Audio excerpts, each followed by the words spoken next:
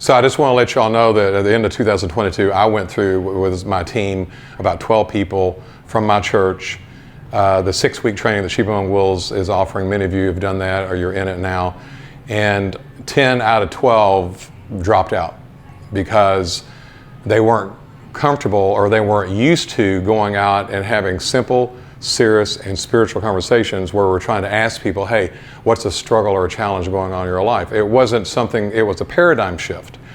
You know, for 20 plus years, I've always done servant evangelism, which is random acts of kindness, going out to show people God's love in a practical way, paying down the cost of gas, buying someone's coffee, giving out free groceries, and letting people know, hey, I'm just doing this to show you God's love. And by the way, here's one of our cards from the church.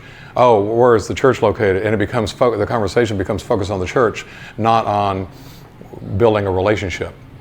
And the Lord spoke to me very clearly. It wasn't audible, but He said this: I no longer, starting in 2023, I no longer want you focused on inviting people to church, i.e. the building. I want you to focus on inviting people to meet with you, i.e. relationship.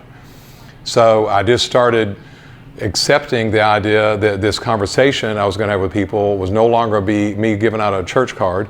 It was not necessarily leading with a random act of kindness.